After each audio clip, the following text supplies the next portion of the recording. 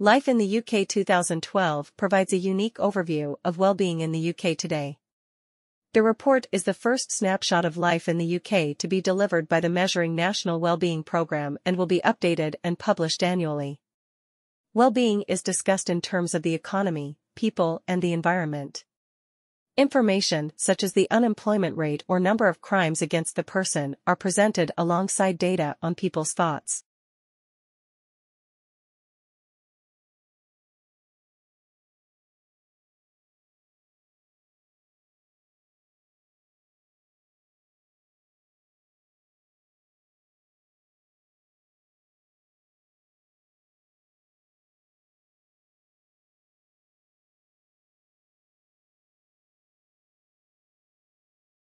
The left were those who were seen as progressive wanting to change, the right were seen as those wanting to conserve elements of the old regime.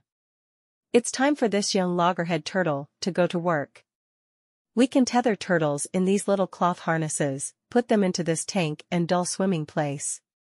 University of North Carolina biologist Ken Lohman studies sea turtles that are programmed from birth for an extraordinary journey. Mother turtles buried the eggs on the beach and then return to the sea, and the eggs hatch about 50 to 60 days later.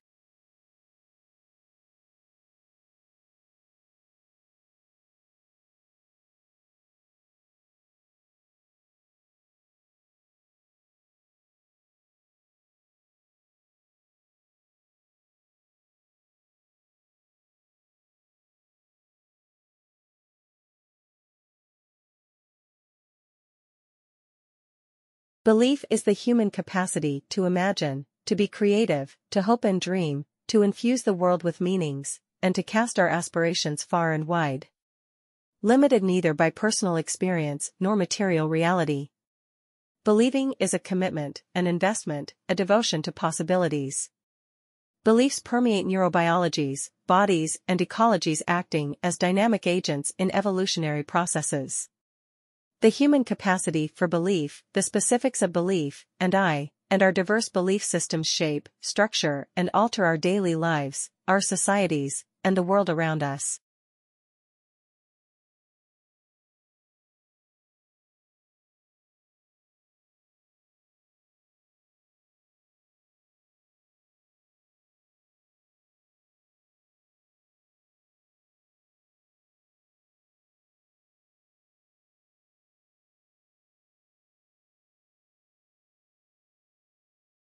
In this tutorial, we will show you how to find specific journal articles using the library catalog. The university subscribes to over 18,000 journals across a variety of subjects, most of which are available electronically. To find a specific journal article using a library catalog, we need to search by the journal name as individual article titles are not listed in the catalog.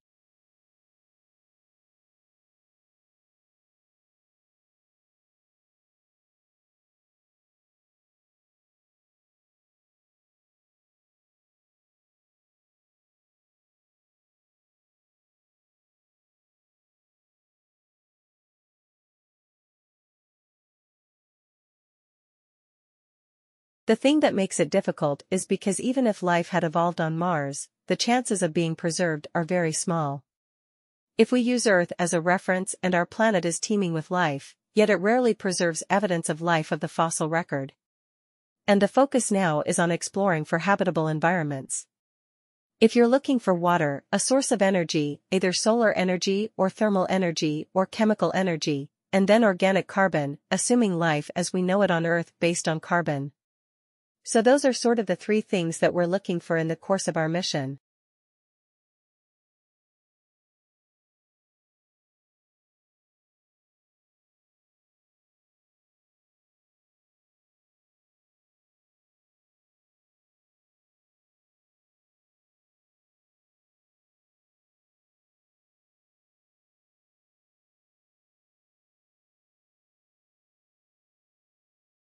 Green chemistry is a concept designed to develop technologies which allow chemistry to be practiced with minimal damage to the environment or in an environmentally compatible way.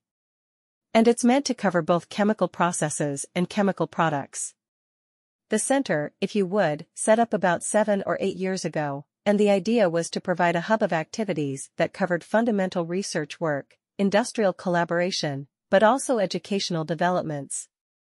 So we work with schools and on public projects as well, and also networking. So we network out to well over 1,000 people around the globe.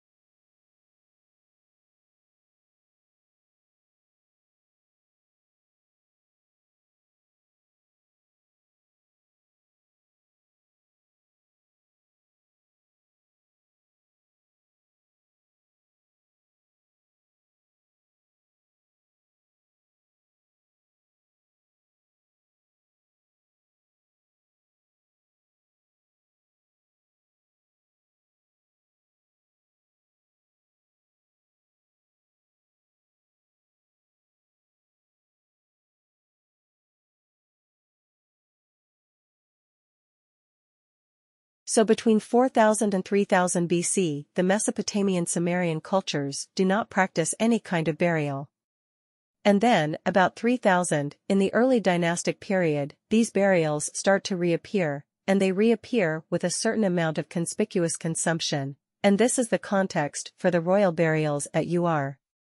Okay, so, the royal cemetery consists of quite a number of pits, so these are the excavation workers who are coming down into the pits. So you get some sense of how really deep and how really difficult it was to construct these chambers.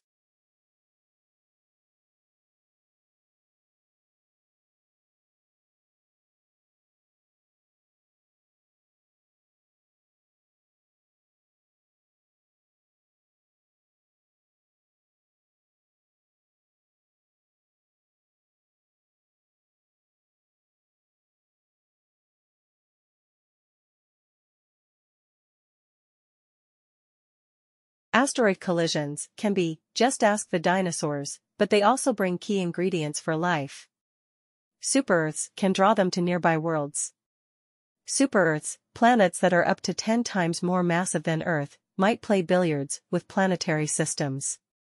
New simulations suggest that if a super-Earth existed in our own solar system, say between Venus and the Earth, far more asteroids would collide with us. But that isn't necessarily a bad thing, if the timing is right. Understanding the effect of these massive planets on others nearby could help direct the search for life on exoplanets.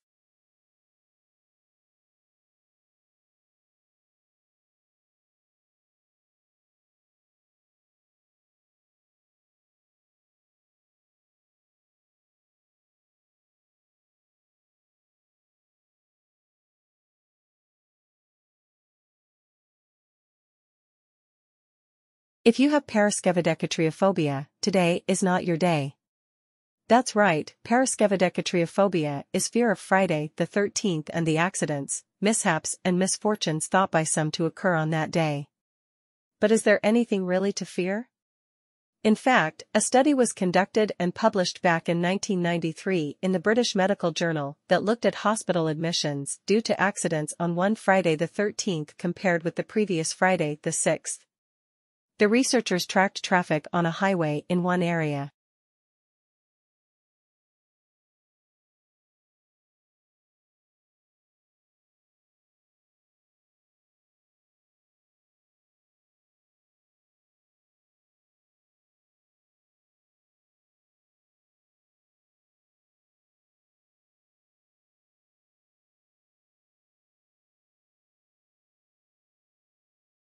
But hospital admissions in that area due to traffic accidents was actually higher. 45 people were admitted on the 6th, but 65 people were admitted on the 13th. The researchers concluded that a few people were indeed unlucky. On that Friday the 13th, in that part of England. Then again, what you really needed for this study was a control group that stays home, only to slip in the bathtub.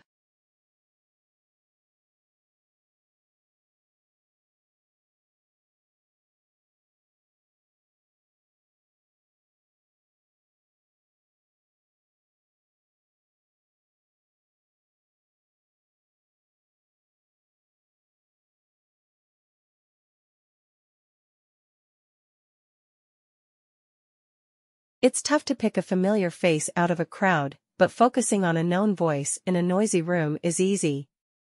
And a new study scanned volunteers' brains to look at how we solve the so-called cocktail party problem.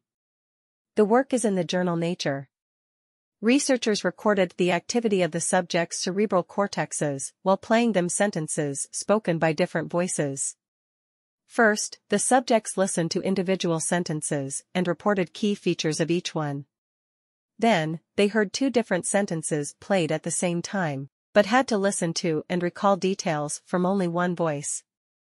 Each voice drew a particular response from the auditory cortex.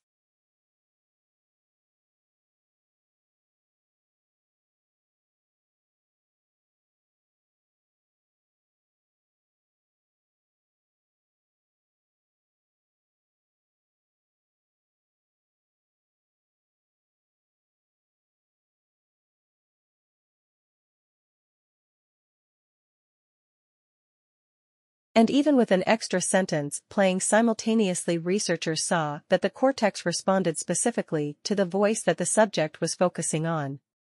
This finding indicates that our brains process sound based not only on the audio input they receive, but also on our listening goals. And it could lead to speech recognition systems that are accurate in crowds, even at a cocktail party.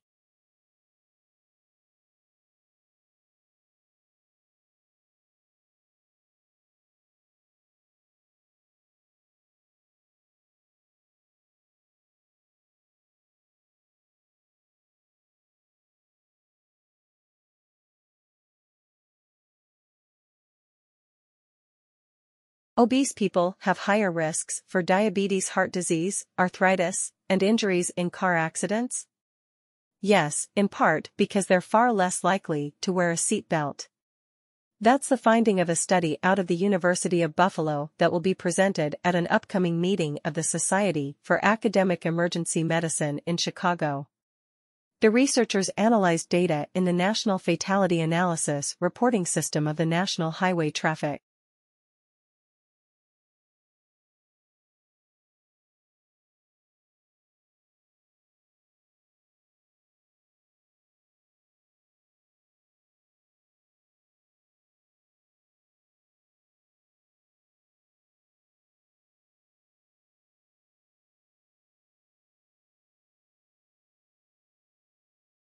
The study included 1/3 of a million drivers involved in fatal crashes. 2 years ago, the research group found that morbidly obese people were 56% more likely to die in a car crash than normal weight car occupants. The new study revealed that drivers of normal weight are 67% more likely to wear a seat belt than are obese drivers, which could account for at least part of the increased death risk. The researchers hypothesize that overweight people find belts uncomfortable and difficult to buckle. A weight loss program can address the problem in the long run. An inexpensive seat belt extension can solve it today.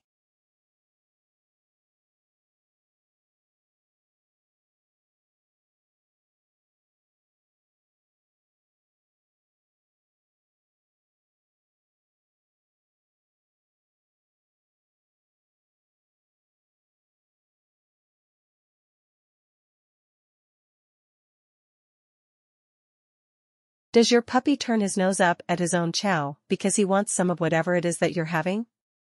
A new study finds that, when it comes to food, dogs recognize human social signals about what's good. The work is in the journal Public Library of Science 1.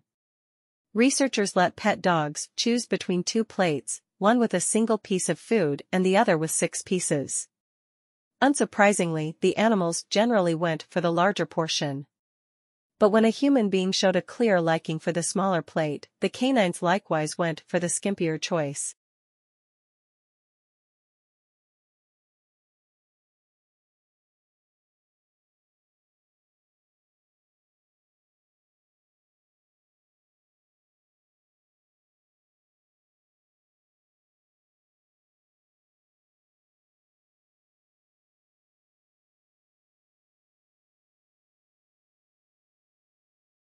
Fantastic. If we done it and counted in the other way around and said that the stars were older than the universe, we would say science was in deep trouble.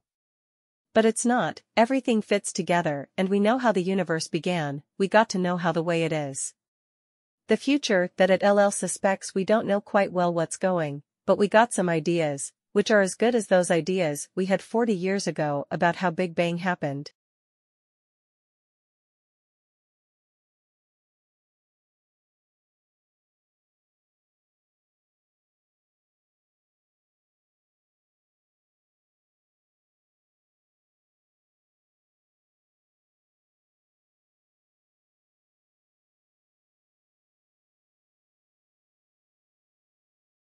The dogs apparently recognized and responded to the human's social cues. And not all cues were equally effective. When the human approached but did not touch the smaller portion, dogs ignored the attention-drawing gesture. For a social signal to influence behavior, it had to demonstrate intention. And the most effective cues also involved communication, such as looking from the food to the dog and back while talking encouragingly. For dogs, choosing a bite may depend on another's bark.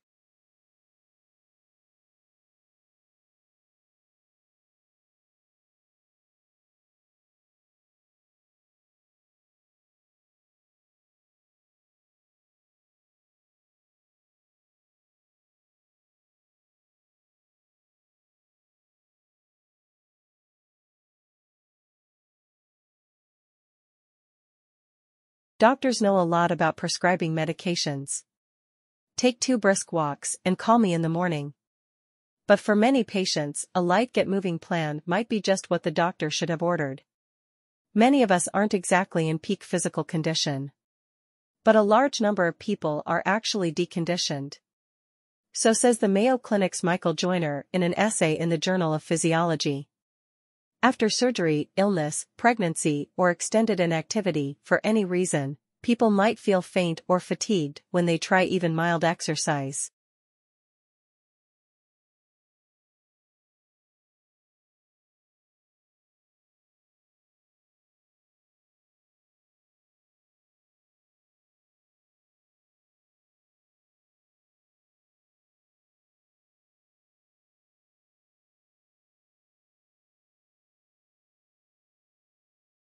These signs, Joyner argues, should be recognized by doctors not as symptoms that should be treated with drugs, but rather as a medical state of deconditioning that might be better helped with a gentle, guided exercise program. It might sound counterintuitive that fatigue can be beat back with exercise. But remember Newton, Isaac, not Fig, a body at rest stays at rest. And a body in motion needs to resist external forces acting upon it that might slow it down.